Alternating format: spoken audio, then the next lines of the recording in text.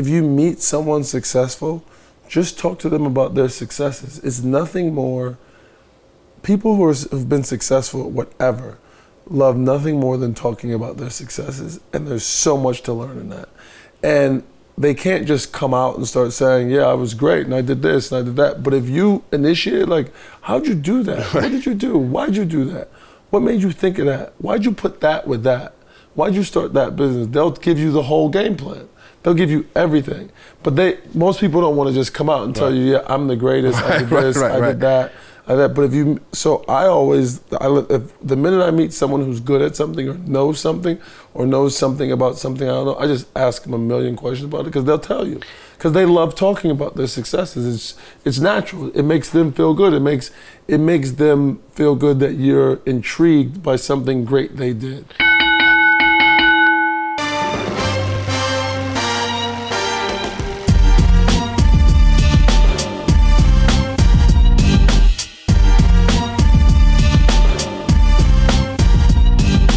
What's going on, good people? Welcome back to RWTW TV from a special remote location this week. We're right outside of Akron, Ohio. Very few people that can get me out of the city and into Akron. The gentleman to my left happens to be one of them. Needs no introduction, and I hate when people say they need no introduction and then they give an introduction, but I'll do it anyway. Man to my left is an entrepreneur, a business manager, a speaker, a public speaker. Trying to talk him into being an author very soon. More importantly, my business partner and good friend, Mr. Maverick Carter. Thank you. What's good, brother? It's good. How are you? Thank you for having me. I'm great. Thank you for having us in your humble abode, man. Thank you. I haven't really told anyone this story. My first time in Akron, I hit you and I asked, I actually hit your assistant and I asked for hotels. I was like, what are hotels in the area? And she gave my assistant a couple of hotels. I'm like, cool. So the day before I fly in, you're like, hey, where you staying? Come stay at the house. And I'm like, I already booked the hotel, you know, whatever. And then I got over here and I went to my hotel and it wasn't exactly New York or it wasn't exactly Miami. I was like, from now on, I'm at Casa de Maverick Carter, baby. You know, so You're how you always been? welcome. I've been great. Been good? Feeling great. Yeah, Everything good? Good time of year? Exciting time of year? It's the best time of year. NBA playoffs coming to a finish, racing to the finish line. Today, obviously, we're doing this. As soon as this is over, I'm going to watch the Clippers and Rockets in Game 7. By the time everyone sees this, we'll know who the winner is, but I'm excited to go watch that game and then get ready for the conference finals. You're on a good run, too, man. Your Buckeyes took it this year. The Buckeyes took it this year. The Cavs making a run. The Cavs are making a run. Yep. Hopefully they can keep it going. Yep. It's been a lot of win. You know, we've been winning a little bit. You came off the Mayweather fight. You went to the Mayweather fight? I went to the Mayweather fight. Well, of course, I love sporting events. The Mayweather fight was special for me, not because it was a sporting event, but I also took my father. That's dope. It was his 56th birthday on May 2nd, so we went to the Derby and then straight to Vegas from the Derby to watch the fight. Very dope. And he told me it was his greatest birthday ever, which made me feel really good. That made it probably just and I got to see great you. Sporting events too. Love it. We were talking, you know, we just had this conversation last week about, and I won't put you on the spot to think of like the top 3 or 5, but you've had a front row seat at some of probably the most iconic sporting events. I think you're too close to it to even realize it. You're probably, I won't say jaded, but it's your business and what you do and whatnot. But I mean, you were there for the D-Rose game winner, and then 2 nights later, you're there for the Lebron game winner. I mean, yeah, I've seen, you know, it's what I love to do. It's my passion is going to sporting events, seeing athletes perform at the highest level. And I think, you know, as I told someone, the Mayweather-Pacquiao fight, people were disappointed, pissed because they wanted to see, you know, blood and fights and knockouts. And I said, well, I really appreciate Floyd Mayweather's genius. Like, I think I watch him fight and go, his level of discipline. Absolutely. I admire that. The way that he can actually be in a ring and fight someone and never lose control, keep his composure, stick to his game plan and win fights. It may not be the most exciting fight to watch, but to me, I admire that level of discipline. Well, that's one thing we always, you know, we have in common amongst other things, but like our love for boxing. You know, I think, you know, one of the things I go to is, you know, just the margin of error in boxing. I mean, is a different thing. It's not like football. You make a mistake in football, it's an interception. You make a mistake in basketball, it's a turnover. You make a mistake in boxing, it's the hospital. Yeah, I mean, or worse, right? Or worse, and then you go a step further. It's like football, you lose a game. Yeah. You can come back and still win a championship. Basketball, you can lose 25, 30 games and come back and win a championship. boxing, that margin of error to be, you know, and, you know, the boxing pundits will be like, he's not the greatest, Ali, and all that stuff. To be undefeated in any sport, you know, where it's on you and you can have the greatest team and all that, but when you're in the ring, it's him, you know. So I just appreciate that, the science of it, you know. 100%. So I go to sporting events and admire athletes in a different way. I don't just watch it like, oh, he can jump really high, or he's really strong, or she can hit the ball like this. I watch for like the level of discipline, the level of thinking they put into the sport, the level of all of those other intangibles that go into making a great athlete that I think some people don't admire enough sometimes, and they don't, maybe because they don't understand it or they don't think it through, but like what athletes do to watch, you know, an athlete really pick apart a defense, a quarterback, or a boxer to stay disciplined and stick to like that level of discipline and thought and thinking through and building a game plan is what I admire the most. It's funny you say that. Like, I think that's one of the things people don't really, to your point, admire or even look at or think. I mean, everyone thinks, oh, it's great dunk or he can shoot. One of the things I admire about LeBron is his IQ and just how much he knows basketball. Like, he could tell you who the 9th man on any bench in the NBA is and what are his strengths, his weaknesses. I mean, his mind. Yeah, I tell people, if I get in this conversation, I tell people all the time, LeBron's as big as he is, as strong as he is, as fast as he is, as skilled as a basketball player he is, as talented as he is, his best attribute by far is his brain. That's crazy. He's just the level of thought that goes into the game, the level of thinking it through, knowing his teammates, knowing what's going on with his teammates, knowing the other team. The only problem is, it's like, I always tell people, it's like, I grew up an X-Men fan, and it's like when you have a superpower as a young child, you have to learn how to manage it. Like Cyclops, when Dr. X first met him, he's just like shooting beams out of his eyes everywhere. Every time he opened his eyes, just beams went out, and he's like, but then he gave him the glasses where he can control it, he can have a laser focus on it.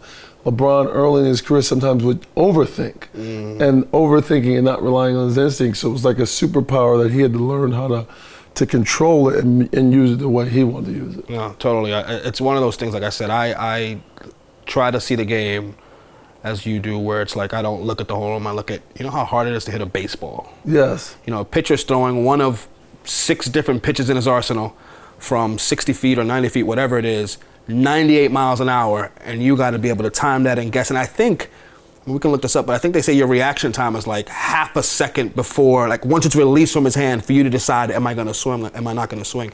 Just the mental aspect of what makes these athletes, you know, great. And if you've played any sport or performed or done anything, it's like there's good, and then there's just, of course, you know, there's that tier of like the greatest we've ever seen. Across all sports, you know, Across quarterbacks, being able to read a defense and say, hey, this is going to happen here. And lifting weights and running and getting big muscles and getting in great shape won't get you there. Absolutely. It's part of it, but there's a thought and a brain and knowing and understanding that puts you there. Absolutely. So let's back up. Let's go to the beginning somewhat. Maverick Carter, born and raised in Akron? Born and raised in Akron. Born and raised in North Akron. side of Akron. So for those people that don't know or only know Akron because of LeBron, Akron, where exactly is it? What's it known for? Give us a little. Akron is a city about 30 miles south of Cleveland, so it's kind of always been the little brother to Cleveland's big brother, because Cleveland's obviously a big metro area that everyone knows. Akron's kind of the place that some people know.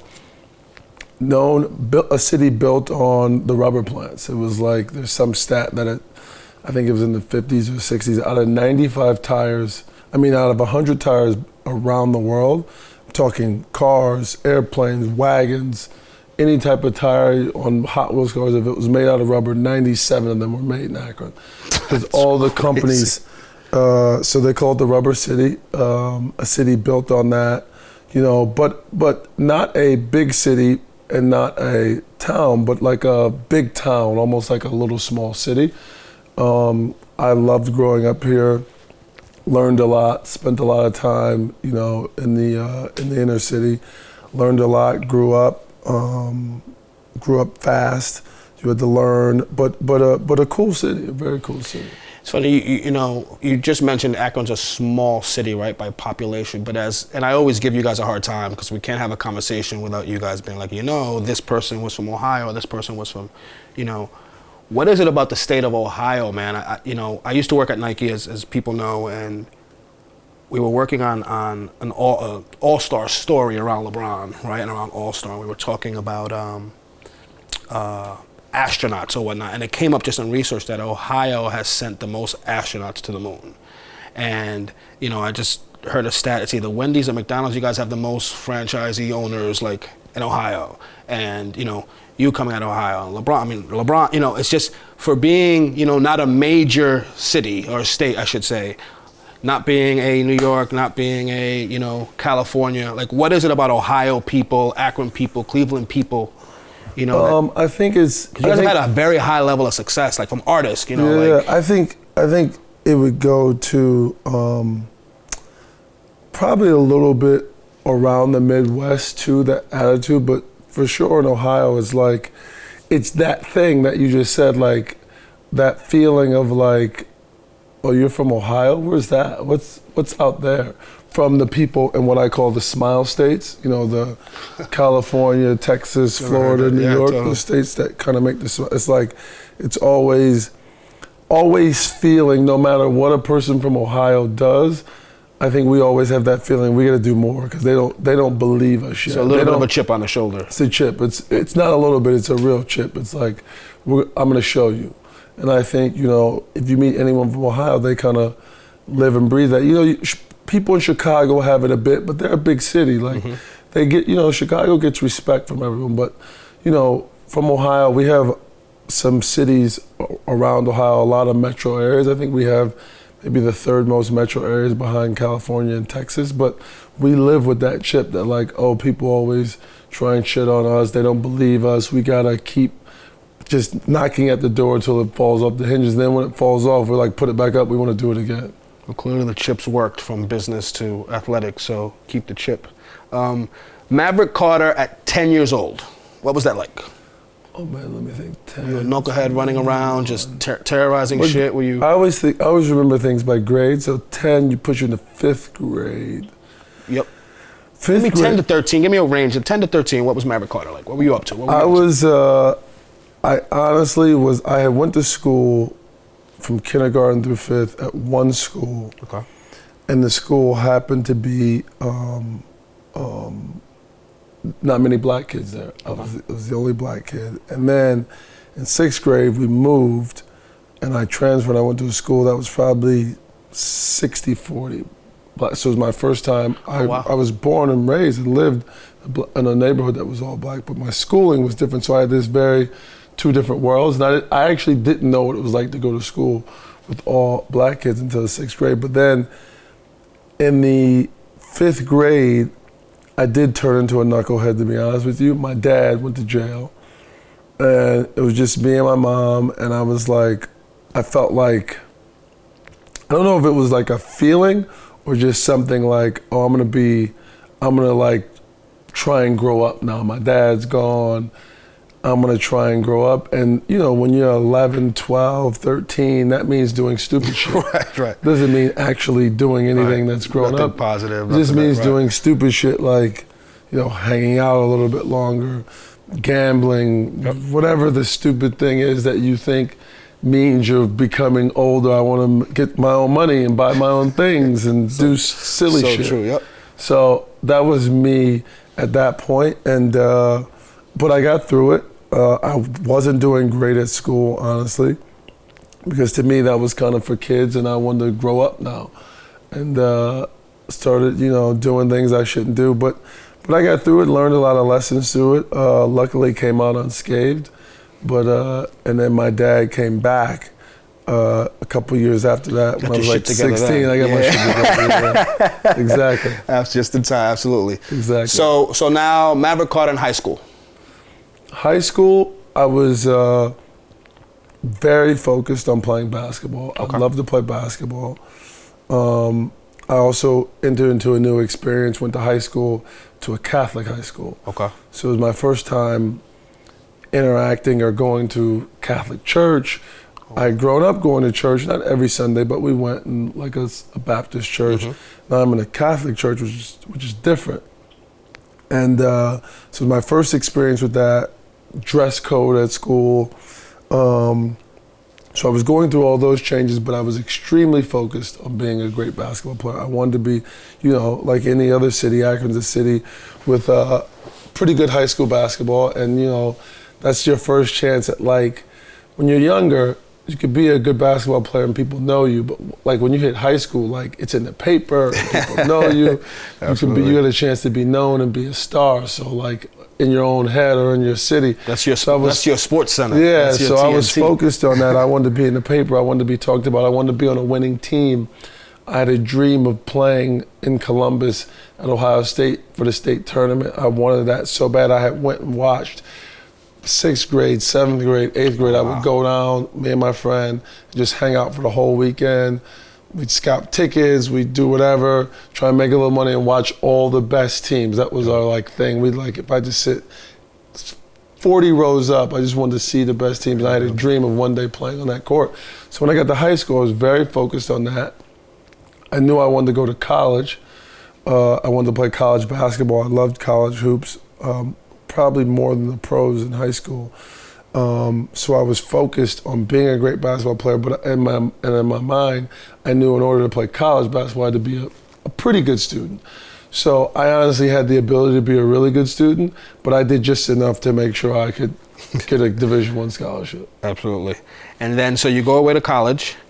Went away to college, so I went to Western Michigan, went away, played. What was that? Is that the first time you're out of Akron for an extended time? Or, yes, I had been all that much. Yeah, I traveled a little bit. That type stuff, right? I had spent like a summer with some family friends in Detroit one time, but this was my first time extended on your own too. I'm on my own. Right. What was that like? Did you lose your mind?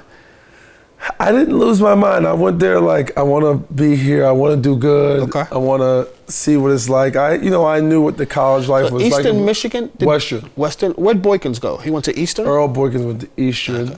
Okay. He was a monster. He was a monster. Wow. Yes. Yeah. Okay.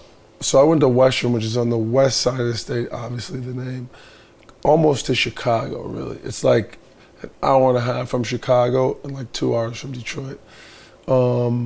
So I went there and wanted to be good, I was like, I'm in college now. Like, I got to grow up a bit and do some, and become a man. And but I was focused on hoops. I wanted to be a good basketball player. I wanted to be a part of a team. Again, the same thing. Still having, by that time I still had it in my head, like maybe I could play for money, like I could play basketball for money. And I wanted to give that a shot. I was focused on that. But I had definitely started thinking about, if I don't do that, what do I do? And I honestly wanted to be an athletic trainer. Like I had a friend who I played AAU with in middle school in the 7th grade, and his dad was the athletic trainer for the Indians. Oh, wow. So we went to a game with him once, and he was like the guy who taped the ankles, stretched the guys out, got the guys ready to go out. And when I saw that, I was like, that's exactly what I want to do. I think that's such a powerful thing for kids to see. We talk about this all the time. You don't got to shoot a jump shot. You don't got to, catch touchdowns. You don't got to hit home runs. And you can still be an integral part of, like, the sports business and world, right? So seeing that and then opening your mind to, hey, you know what? Like, there could be other options out there. Yeah, 100%. The sports business is a tough business to get into. But there are other things besides the players. There's a zillion things that go on. The game's only, as I tell people, or sporting events. You go to a sporting event, those sporting events, 3 hours at the longest? Some are shorter. Yep. But there's all these other things that go on around them, the days leading up, the weeks leading up, the months leading up, the hour leading up, the 10 minutes leading up, and why the sporting event's going on. That's besides what you're seeing as the athletes, for sure. And I think it's dope. At what age would you say, so you're in college, freshman, sophomore, at what age are you thinking, you know what, if this doesn't work out, or maybe it won't work out how I want it to work out, let me start thinking beyond this? Because I just think, and I'll tell you why as you think of your answer, we just see this every day where guys, and you don't want to kill a dream, you want guys to shoot for their dream, and they exhaust it, and they've done it so much, and then now it's time to get a real job, and they don't really have any experience, any of the qualifications. So it's always, I think there's a lot of people out there, young ball players, struggling with that, where it's like, at what age did you at least start thinking? I mean, you gotta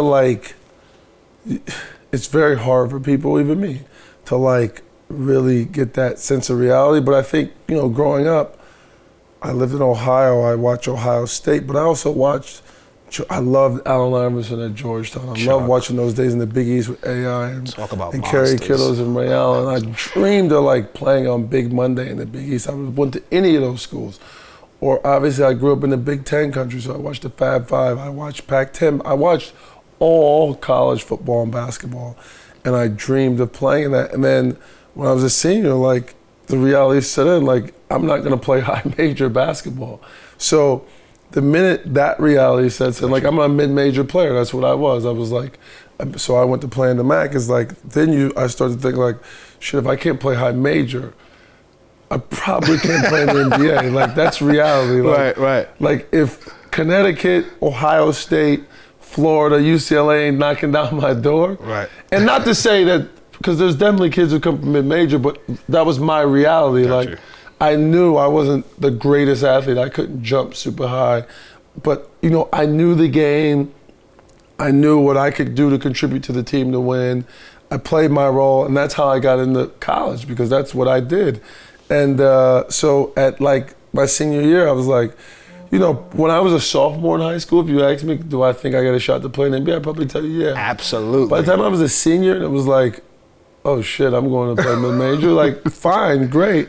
But I probably ain't gonna play in the NBA either. Like, very few kids, But even that, right? Even the mentality during that time, you're at least thinking, you know what? I'm gonna get a ride. I'm gonna get a scholarship. It's gonna pay for school, and you're at least thinking of what's plan B, which is creeping up on A very quickly.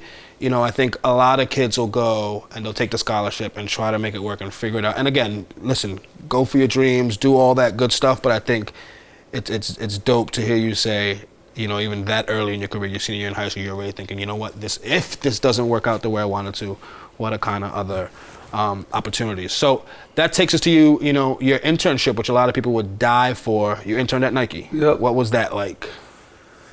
It was like, you know, it's the only internship I did. So my guess is like any other internship, except for, to me, my biased opinion, it's for the greatest marketing and branding company in the world. There's others who would argue, but I grew up a Nike fan my whole life. So you tell people, where'd you graduate from? When people ask me what college, I graduated from Nike. So it was like, you know, I'm sure like any other internship, it was another new I moved to be with them for that 3 months, and you know, I did everything from carry gym bags and get coffee to be in the draft meetings, talking about the athletes that Nike liked coming up for the NBA draft. But what I did was I was very focused on, I think, you know, for people who are watching who do internships I was very focused on not what I wanted to do, but what I could do that Nike and what the department I was working in, sports marketing for basketball, saw as value. You have to figure out where the value is, what they see as value. You can't just walk into a place and go, well, this is what I want to do. This is what I'm good at. That's what I do well. They may go, you know, like, okay, that's fine, but we don't need you to do that. We don't need that. That doesn't drive any value. So I need to figure out to them what drove value, what really helped move the needle, what really helped. I had to figure, that's what you have to watch for. And the way you learn that is listening to conversations, seeing what they're spending dollars against, what's their man hours against, and then you figure out, okay, those are the things I need to learn how to do. May not be what you want to do, but you need to learn how to do those things. But even knowing that, right, again, it's like one of those, like just being realistic with yourself, right, and saying, you know what, because I think when you do that, you give yourself an honest assessment of what you're good at, like you just said, and then you can figure out where you can add value. Yeah. You know, so I do this well, this is what the job is, and there's an opportunity here, this is my sweet spot, there's where I'm gonna go and show value. So you worked very closely with someone that's played a huge role in both of our lives and professional careers, Mr. Lynn Merritt. Yep. You got to give a Lynn Merritt story. You got to, what's your favorite Lynn story? I'm putting you on the spot. Knowing that he's going to watch this. Let me think of the one I'm going to pick. Well, Lynn. So for those of you that don't know, as you're thinking, Lynn is the VP of Nike sports marketing for basketball. I mean, we call him the general for a reason. I mean, he's the guy. In my opinion, he's one of the, if not the most brilliant sports marketing mind. Like, he's a legend. If you don't know him, Google him. What's up, General? Probably just like the fact that Lynn really helped me get disciplined and figure out, and the way he did is he made me literally call him every single day, like even weekends, and just check in, even if there was nothing to check in about. So give me an example. It's right now. It's Sunday. It's Saturday it's afternoon, and like nothing is going on. Like there's no news to update. There's no work being done. So just I'm like, so what do you want me to just call you and we just like sit there and breathe on the phone? Like, but he's like, no, you got to call every single day. I need to know where you are, what's going on, and what are you doing tomorrow. Every single day. So you would call him, and if there's nothing to report, I'm just calling you. I'm at home in Akron, sitting in my basement. Tomorrow I'm going to fly to Indianapolis and meet you there. He would want to know, okay, thanks. And that was it? That was the extent of the call? That was the extent. Every single day there had to be something to talk about. But it's a good rule because it forces communication, it forces discipline, and it forces you to like talk. Yep, and even accountability, right? It's like it's bigger than you. It's not just I do this well, and when I feel like working, I'll do great work, and when I'm on my time. Exactly. It definitely sets you up. So one thing we didn't talk about is you played high school ball with LeBron. Yep. Right? But you guys go back way before even high school. I played 1 year of high school with him. Yep. Because I'm older, so when he was a freshman, I was a senior. Did you know back then that the kid was special? When he was a freshman? Yeah. Absolutely. By the time he was a freshman in high school, you didn't know how great he could be, but you definitely knew he was great. I mean, our team went 27-0. He was the leading scorer. Though I was a senior, he averaged 19, I averaged 17. We had another kid average 16. But you knew he was special because the other thing you knew is more than anything, he wanted to be a part of a team and he wanted to be a winner. And he would do, it wasn't about him. It's never ever been about him. And I think that's smart, right? Because he knows he needs teammates to win. He knows he needs people around him to win. He wants to be a part of a winner. But obviously, he's the best player. So he doesn't have to make it about him. The world will make it about him because he's the best player. So if you're the CEO of a company and the company does great, you're going to get the credit. You're the person, you're the woman or the man leading the thing. You don't have to like go out and seek news and get it. If it works, you're going to get the credit. So he's the best player. So if the team does good, obviously he has to do great for the team to be good. So he got that really early, and I think that's his mindset still. And it seems like a simple thing, but there's a lot of great athletes that don't have that mentality, right? A lot.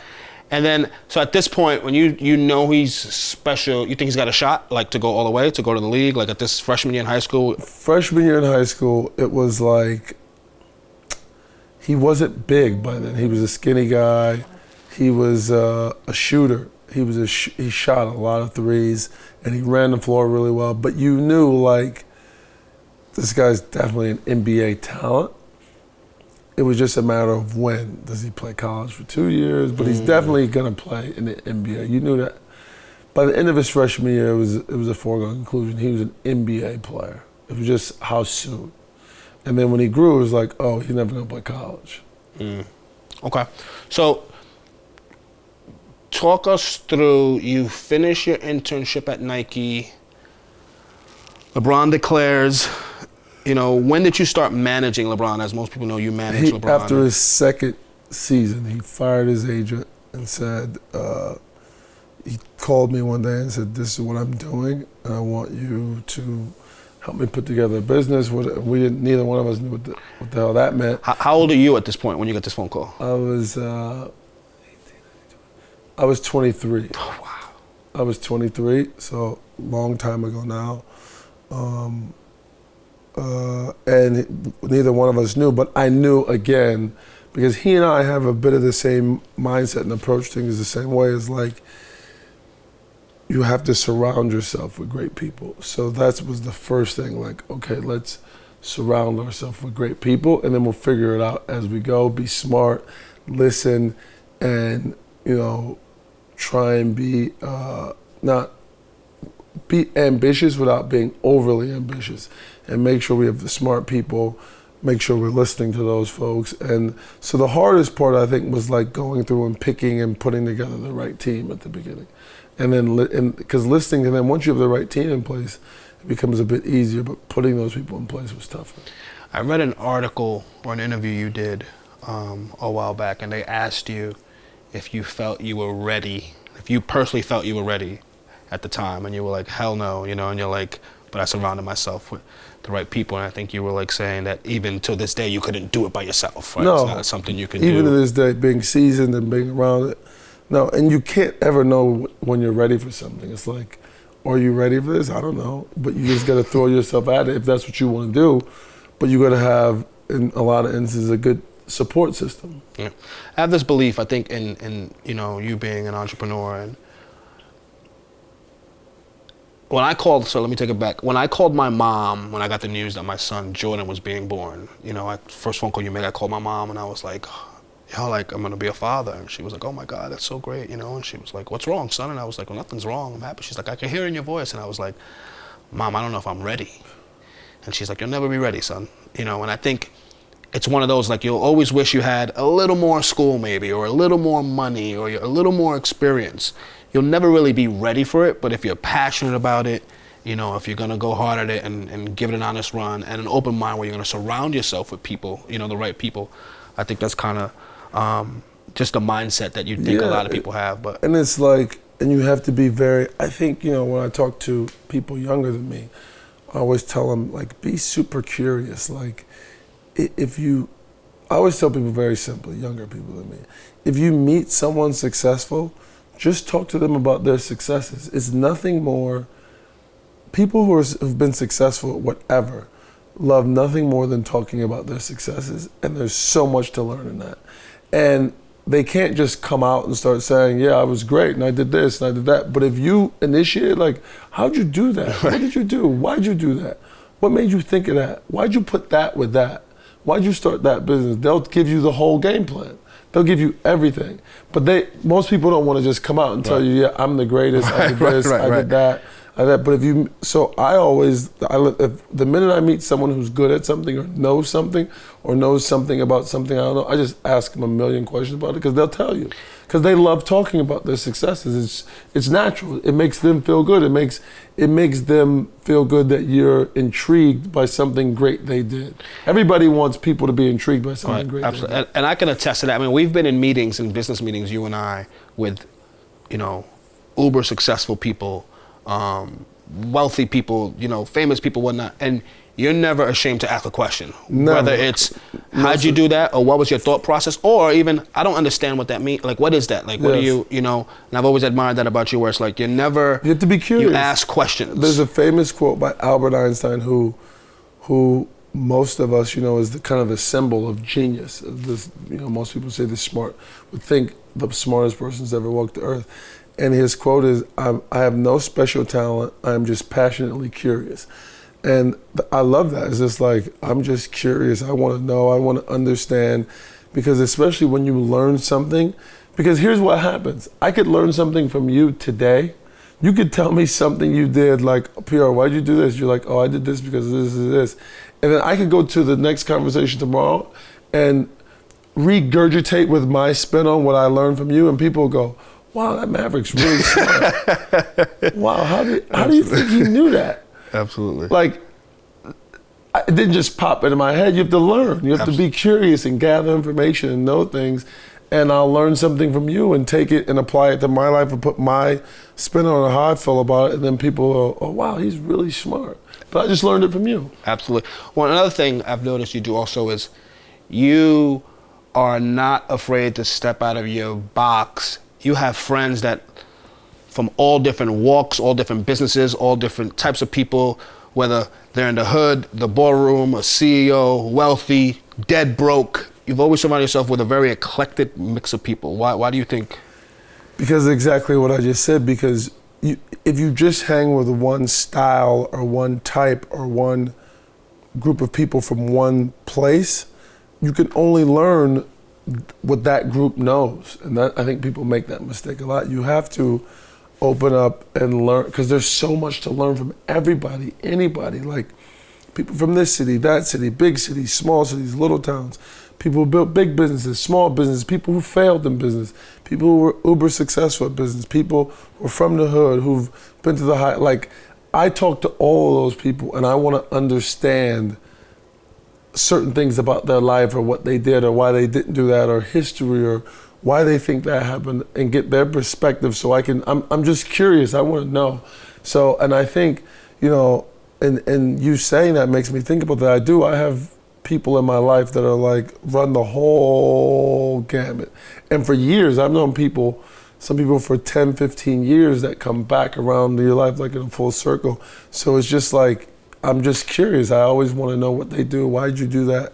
And I think there's so much, I think, you know, you can read books, but the best way to get knowledge is just having conversations with people, just purely. It's funny to me because, you know, I can talk to you and you'll be like, oh, I had a meeting with X starting quarterback in the NFL or this businessman or this CEO, and then I'll see you with someone and be like, who's that? And you're like, oh, that's just my homeboy from Akron. Like, you know, like, so yeah, of course. You run the gamut and it's kind of like, and I think, you know, to your point, that's one of the things where it's the more people you can surround yourself, which I tell people all the time, I said, you know, no knock on school, no knock on formal education, higher education. I've learned 10x in life and experience and interacting with people than I have at school through formal education. So I totally agree with you in that in terms of just surrounding yourself with, you know, other people and their successes become your 100%. Successes, their education becomes your education. And I think, you know, people don't take enough advantage of, like, if you're around someone, really take advantage and learn from them and like, and they could be from any walk of life, really dig in and ask them questions and get that knowledge from them of whatever they know. It might be a guy who just knows one thing, just one thing. Learn that from that person or that woman, just like, because that's the best way to learn is from each other, to me. Agree. You know, one of the things that I think sets you apart and your career apart from a lot of people is, you know, even when I introduced you, it's not one thing. It would have been very easy for you to say, I manage LeBron, right? And I've made money and I'm cool and let's ride this thing till the wheels fall off. You know, at what point in your career did you even start thinking beyond that? Like, hey, there's opportunities to start other businesses, or was it your curiosity? Because most 23, 24, 25-year-olds aren't thinking like that. Yeah, it was a little bit of like my curiosity and seeing what else was going on. It was also the people around me helping me to, like, if I had an idea or I had an ambition or I saw value that we weren't capturing being who LeBron was, it was like I always wanted to figure out how do we capture as much value as we can. Those people really helping me and steering me and guiding me, and now that's stupid. That's actually pretty smart, but it'd be hard. Like, so I would say probably another 2 years into setting LeBron's team up the right way that needed help. Once we got that in place, it was like, okay, what else is out there for us to do? Obviously, we're going to do the marketing deals and the partnerships, but what else is there out there for us to do? And that's when we started thinking, like, oh wow, we should start owning things. We did this deal for Cannondale Bikes and, like, started to figure out, like, okay, let's see if we can own a couple things, because my curiosity led me to believe and LeBron to get very quickly, like, okay, in business, if you drive value, you want to own that. Absolutely. Yeah, and it's athletes drive value and get paid a lot of money to do it, but they don't necessarily own the team. They can't or own the league. But so in other places that we were driving value or that we could, can we own some things? That's where that thought came from. And it's funny, man, like, we were in a meeting, and I won't say the name of the meeting, but we were in a meeting, and I think, a lot of what you're saying is you don't know what you don't know. So the more you're exposed to, the more it just opens your mind to even the opportunities out there. Yes. We were in a meeting, and we won't talk specifics, but, the average person would think, the holy grail for a person like me would be to own a team. Oh, I'd love to own the Knicks or the Cavs or the Giants or whatever the case may be. And we had a meeting, and someone was like, why aren't you thinking about owning a sport? And it just blew my mind that it was like, that's not even didn't even think you could even think like that, right? Yeah. But again, it's being in a meeting with people that I don't want to, I don't want to be the smartest person. I want to be in a room with someone's super intelligent and is the best in class at what they're doing, and it's kind of that. It's kind of like you said, it opens your mind to other things, and it's like, okay, then you go within your circle, and it's like, well, I want to do this. Don't know how, but I know Mav can probably help me, or at least point me in the right direction. So that's always a big one for me. One thing you mentioned was you were able to do a lot of this other stuff, to chase a lot of these other interests once you got LeBron's team together. I'd be remiss not to talk a little bit about Rich and Randy and how that, how you guys came together at an early age, kind of, Yeah, we were the ones putting the team together with LeBron, and obviously those guys, we've all grown into roles that work best for LeBron and for all of our business interests. But I think the key to it is, as we were talking earlier, going back to like playing basketball, we all understand and accept, in order for the team, everyone to win, and then whatever comes with that, we all had a role to do. We had to stick to that role, and we had to master that role. So Rich is now one of the best basketball agents out there doing it, representing NBA players. And Randy's job is taking care of LeBron and being everything from his assistant to his bodyguard to helping me with marketing ideas to getting everything, just like getting things done. Is he's just mastered that role, and we always held ourselves to a higher standard of professionalism, of courtesy, of attention to detail. And we've always practiced those things, and we keep them going now, even as we've all gotten older and have families and still work together. And so it's been great, and that all came together from many conversations and thinking it through and watching other people and learning from other people and seeing other athletes with their people around them and other businessmen with their people around them, and how it all worked. And like, you see what leads to the ones that are very successful, and you see the ones that lead to the ones that are not. Yeah. I think to me, one of the proudest things of me, even before we knew each other, was from the outside looking in. It would have been very easy, and we see it every day, right? We don't need to say names. It would have been very easy to be the entourage, right? Like, your friend, your childhood friend, he's a star. We don't really gotta do nothing. We're good. We kind of hang around and all that.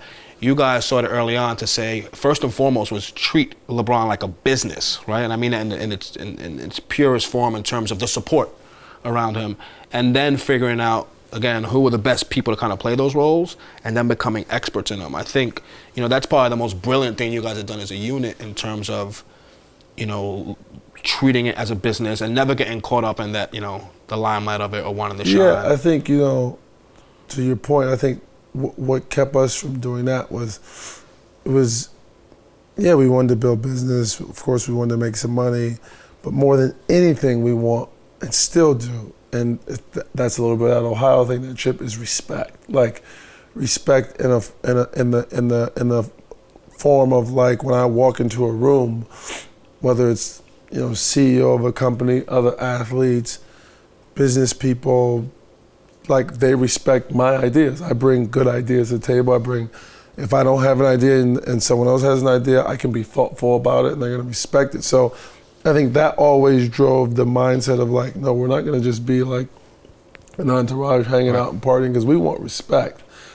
We wanna do great business, we wanna make money, we wanna build, but first and foremost, we want respect in the form of, like, people will listen to us, they will take our call, they will value our ideas, they will pitch us ideas and listen to what we have to say about their ideas.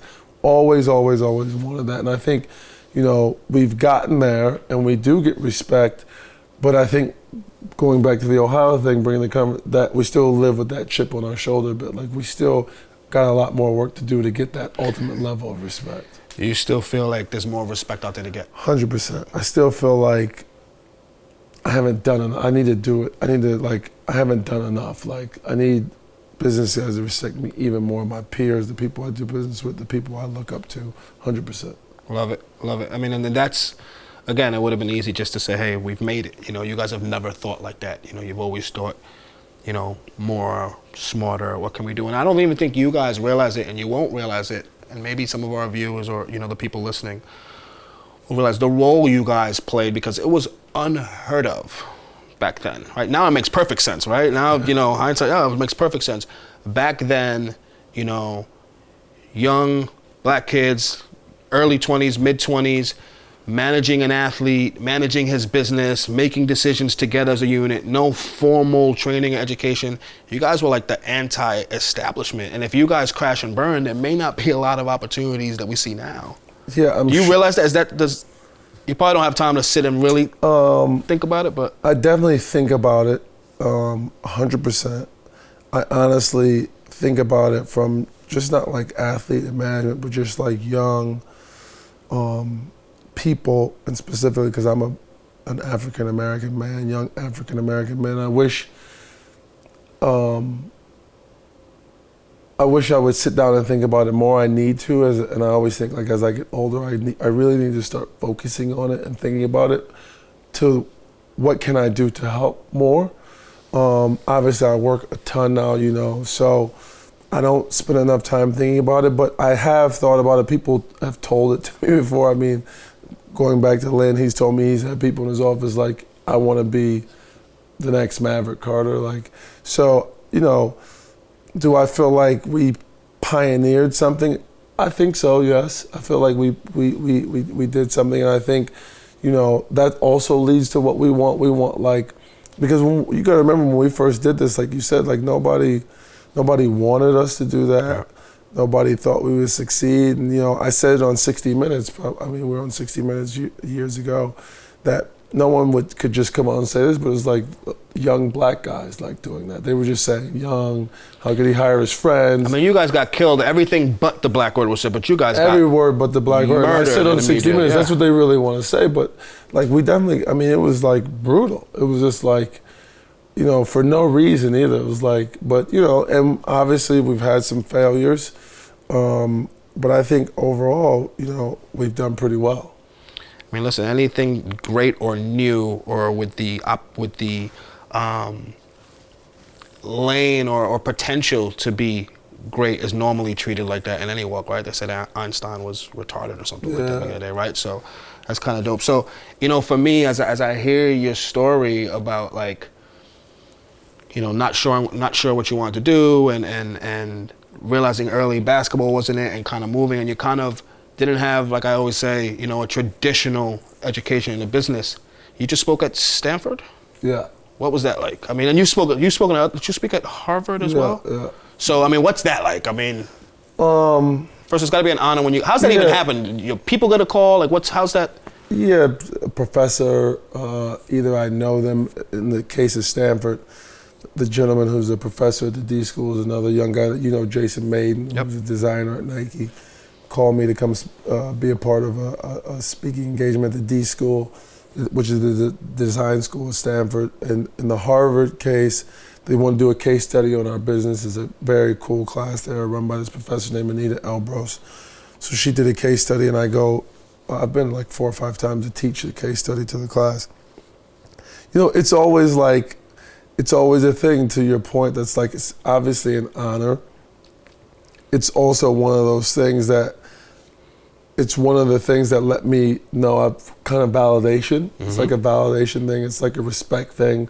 So it feels really good in that sense of the word. Like, okay, they want, like, that's part of getting that respect. Like, people who are at the highest level of education want me to come and talk about this education that I've gathered from meeting people and traveling around the world and doing business. And and then it's always fun because, most importantly, bringing it full circle again, I end up learning the most. I end up talking to the students or the other people I'm speaking with on a panel or whatever. I always feel like I'm selfishly, I feel like I leave learning the most. So I'm always down to do it because, I mean, you're at Stanford, I'm at Harvard, whatever university I'm at, I'm usually on a panel with very smart people from different walks of life, a lawyer, or this or that. And then the professor, and then the students, they ask great questions because they're very smart. Obviously, they're smart and they're there to learn. So they ask questions that either force me to think about something or I learn from their questions. So I think I always leave learning, but I also feel validated that they want me there. You know, one thing as I think back on your story, it's like the common thread has always been curiosity and never being afraid to work. You said you carried bags and you were an intern. You didn't come in saying, hey, I should get a job at Nike. You know, like intern and kind of learn the business and not being afraid to bring people around you to help you. Talk about kind of like that mentality, because I think, young people today, or people that are trying to get into the industry, they see on Instagram or they see on Twitter, and they may see, like I always say, you see the bottles pop, the championship bottles pop, but you don't see the, suicides and the workouts and all that stuff. So talk about that, just kind of the mindset of like the work put into. That harkens back to, again, like I always, to your point, look to pull threads to my life through a conversation. Like, what I admire about Floyd Mayweather, the discipline, like you have to be passionate, and you have to be committed, and you have to have a vision. I always talk about vision, passion, and commitment. You have to have a vision of what you can be, what you're thinking about being, and you have to, my high school football coach used to tell me the night before, on Thursday nights, when you go to bed tonight, dream about, see yourself catching the touchdown. I was a wide receiver. So you have to be able to see your vision and then be passionate about it and then committed to it. And the commitment will force you to work. You won't mind the actual work. You almost get a little upset when the work is over. Like when you get the accomplishment, it feels really good, but you have to love that process. And the process is the work of getting up, doing it, whatever needs done. And you have to work smart and know what you're working, but you have to be committed and willing and accepting the work with open arms. And if you're not, then good luck. I don't know how you're gonna do it. It's funny, I've had the pleasure, similar to you, like I say, my education was at Nike. My education was at Beats by Dre, and being around kind of those brilliant minds. And, I did an interview a year or so back, maybe 2 years ago, and they asked me if there was a common thread on, the success that Nike had and the success that Beats had. And I said, look, there is one. It's hard work, right? I look at people like Lynn Merritt, and I don't even want to know what his frequent flyer miles looks like and how much he travels and how hard he busts his ass, even being the guy over there. I look at someone like, Dr. Dre at Beats, and he spends till this day 3 straight days in the studio working on some stuff. He's more than rich, more than wealthy, right? He doesn't need to do that. I look at someone like Lebron, and we've gone on the global athlete tours with him, and he brings his trainer with him.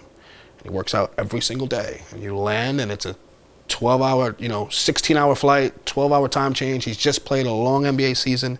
It's his off time, and he's in the gym working out in a hot gym somewhere in Asia. Sprints, shots, weights. It's a mentality of I think it's not even doing it to be successful. It's part of the process, and they enjoy the process. And that's something that, that's the common thread to me. Anyone that I've seen successful in whatever it is, I don't care if you're the most successful sanitation worker, it's that level of work. Yeah, and I think that comes from the commitment, right? Like if someone asks me the common thread between any great company or great people I see is like they pick something and they're committed to it. So if LeBron was committed to making money, then he would stop working because he's made money. But that's not what he's committed to. He's committed to being great, one of the greatest, if not the greatest basketball player we've ever seen. He's committed to that. That's what he's 10, 12, I don't know how long ago, he decided that's what he was going to commit this part of his life to, these years, and he's not giving up on that commitment, and he's focused on it, and that's what he gives up. Nike is committed to delivering the best athletic apparel and footwear in the world. And they are committed to driving innovation. They are committed to that. So that's what they are committed to. Beats was committed to building the best headphones with studio quality sound, and then building a brand that everyone was very relevant, was very top of culture, and they are absolutely committed to that. And when you meet those people like a LeBron, like a Floyd Mayweather, like Phil Knight when he was leading Nike, or Mark Parker, or Jimmy and Dre, that's all they care about. Like if you want to talk about something else, it's like maybe they'll talk to you about it, but they're not. You're not going to get them. It's fanatical almost, yeah, right? You're not going to get them off that path, and if that path means if they make LeBron last summer made up his mind that like he's going to go 70 days and not eat a carb, like. That's just what he just did it. Like that would be so hard for me. Like, and I remember asking him like, why? He's like, I just something I want to do. He wanted to lose weight. He thought it would be good for him. Like, absolutely. Because absolutely committed to being great. And whatever he decides, now granted, a trainer, a basketball, the coach can help him figure out what it takes to get to where he wants to go. But once he decides I got to do this for the next 30 days or this for the next year to be great, that's what he's going to do. And to me, that's the string, the thread that gets pulled through. Like Phil Knight has a quote that probably gave it in the 70s or something, never stop hearing the voice of the athletes. Yep. And they he was committed when he started the company to building products for the best. It started as just runners, and then it became all athletes. And they are absolutely still committed to that. They still never stop hearing the voice of the athlete. What is the athlete saying? Is the product working for the athlete? And then they build everything else around that, but it starts with that. And if you don't want to talk about that, they don't want to listen to you. Right. It's funny. I mean, even, you see it till this day, like with the Beats, right, who we have friends at, obviously, and, you've seen the other companies where it's like they'll do a spot or commercial and it's like, here's our product, and then they'll try to do a commercial kind of around it and tell a story around it, and it's like, you get it, it's marketing. Yep. And you get someone like Beats that tells an amazing, authentic, timely story that's culturally relevant, top of mind, and then they'll figure out a way to weave their product with it. But it starts with that commitment to whatever it is they're really trying to connect on, and they're smart people. They'll figure out a creative way to get the product through it. But it's something as simple as that. It's I think about it all the time. I think about the pleasure of the people I've been able to meet with and work with, or even just be in a room and be a fly on the wall. And it's that relentless commitment and that relentless 100%. Work ethic. And that's going back to the Mayweather, that's what I admire about Floyd Mayweather is like, he's obviously very committed and disciplined to being what he wants to be, which is he wants to be considered the greatest boxer ever. He's always in shape. I don't think the guy has ever taken a drink. I mean, I don't think so. I could be wrong. Yep. Always in shape, always disciplined, always got a game plan, always sticks to the game plan. That's something to admire. Absolutely.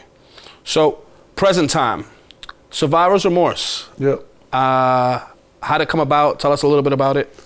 Survivor's Remorse, for those that don't know, is a TV show that I executive produced with another stellar team, Mike O'Malley, Tom Warner, Lebron, and the great people as stars. Came about, Tom and I, who, for those of you who don't know, is my partner in my original management company, but Tom also is a legendary TV producer, The Cosby Show, Roseanne, That 70s Show, to name a few.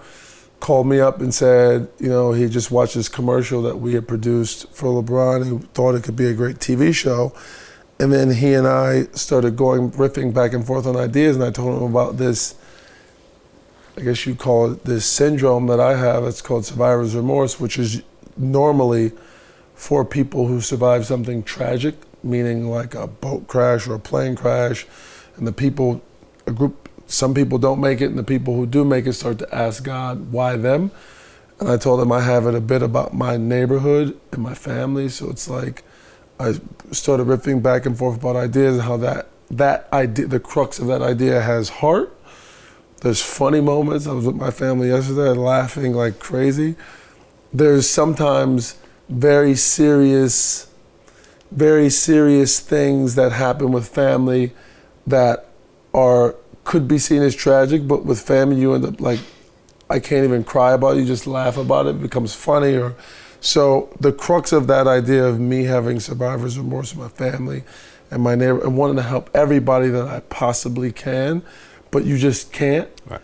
Or sometimes asking God, why did you put me in this place? Why not that person or whatever, was the crux of the idea. And we've, going into our second season, producing it right now. In fact, I'm going to Atlanta this week.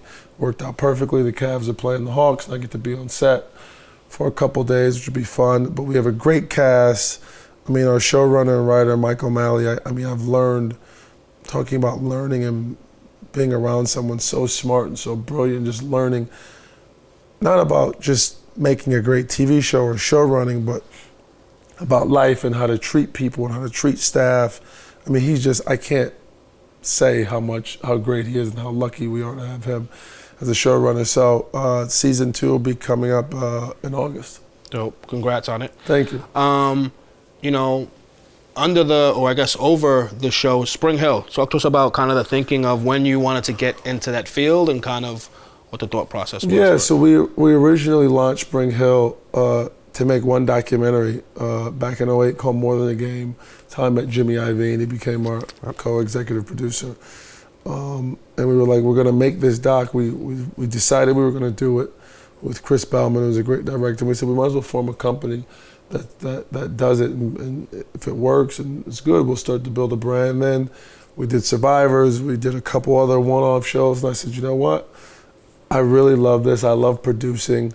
Being a producer is a bit like being a detective. You know where you want to go. You know the crime you want to solve. You know where the murder happened. You know what the weapon was, and then you got to work backwards. So, I love that process. Again, it's one of those things. It's a process that people don't see. Making a TV show, you'll see the world will see the 10 half-hour episodes, but it's such a process, and there's so many people involved, and you want to get to 10 great episodes, and then you got to work backwards all the way back to the beginning of like, we're gonna have one great idea and write an episode, have another great idea, write an episode, and then building it up. So we've said that we're really going full steam now in production and building a content company. We have 5 shows that are picked up. Survivors is airing, Becoming is airing. We have a show with Esquire all about going to the biggest and best sporting events in the world. And forget showing the sporting event, but everything that happens around it, the great dinners, the places to go, what are the cool parties, all the behind the house of a sporting event. So it's something I love doing. I enjoy it. Lebron himself, who's obviously my partner, loves acting. He loves, his first movie's coming out this summer called Trainwreck, so he wants to be an actor and act a movie, and he's actually pretty good at it. Which looks hilarious, by the way. It's hilarious. I can't tell you how funny it is. I think people will love it. I mean, we've been showing it, showed it at South by. A couple other people are really responding to it. It's really funny, written by Amy Schumer, directed by Judd Apatow. So he likes that. So me liking to produce and him liking to act is kind of the conversions of Spring Hill and the company we're building. Haven't had the opportunity to see the extended trailer of his movie. Listen, anything LeBron does, I've learned not to bet against him, right? He's going to be great at anything. He's going to work, like we talked about, work and commitment to be great at. I was a little surprised at how good he was in his timing. We talked about it's not an easy thing to act. To your point, LeBron's committed to working at whatever if he sets out to do something, he's going to commit to it and work. But it's one thing to be a hard worker, which he is, but you add on the layer of intelligence he has, and his brain works very, very quickly, and his ability to take things in and process them and then apply them led him to be, this first movie, I think people will be pleasantly surprised. It's going to be good. I can't wait for it to hit theaters. Uninterrupted. Yeah. Let's talk about it. What is it? Thought process? Well, it's a digital network that's, built to tell sports stories with athletes. With athletes sometimes, behind the camera or behind the camera phone telling their own story and controlling their message. And there's a lot of great people out there doing that now, but it's built to do that. And I think it started with LeBron writing his letter to come back to Cleveland and the response that we got from that and how great people responded to that. So it's doing great now, telling 2 great stories now of LeBron and Draymond Green going through this journey of the playoffs and seeing how far both have now advanced to the conference finals. So it's been really fun, and we have a great partner in Bleacher Report and the whole Turner family. So it's been great. What do you? It's been when you first told me about it, I was like, it makes perfect sense. And I think again, proof's in the pudding. Like, you didn't go out and say, hey, we're gonna do this by ourselves. You went and got great partners. Got to get a great team. And it works. So, what are you excited about? Just whether it's sport, business. What are you sitting up in your seat for? Like, what are you excited about? What's Maverick Carter excited about now these days? I'm honestly very excited about the rhythm I found in my work life, meaning I've really been able to find daily, hourly, minutely, weekly tweaking my rhythm of my work rhythm of like balancing my ambition versus what I have to do today to get there. But I'm excited about the rhythm I've found. I'm I feel good. A lot of days I'm tired because I'm tirelessly working, but I feel good about the work rhythm that I found. What I'm figuring out too is I think I've done a good job, but I think I could be better at getting my life balance in there too. So it's not just all work. So getting that work-life balance, but I'm excited about the rhythm I found in work. I'm excited about the team, that we've expanded the team, as you know, obviously, being an integral part in helping that, the people that are coming on board the team. I'm excited about that. I'm excited to keep building that. And I'm really excited about the rhythm I found of like knowing, working harder, working smarter, and really driving value for myself, for partners, for others. I'm really excited about that. Maverick Carter, 20 years from now, we're gonna look into the crystal ball. What's success? In 20 years, Like you look back 20 years from now and say, you know what, I'm very happy about that. I haven't figured out exactly how I want to do it, but I know I would like to have some kind of great effect on. There's a lot of issues in the world. I'm not here to save the world, but the issues that are near and dear to me, which are young people, and specifically young African Americans from a place like that I'm from, kind of figuring it out. Not figuring it out in the sense of the word of like, figuring out like what they should and shouldn't be doing, figuring out how to gain knowledge, figuring out all the things that we just talked about. I would really like to affect that in a great way. I don't know how yet.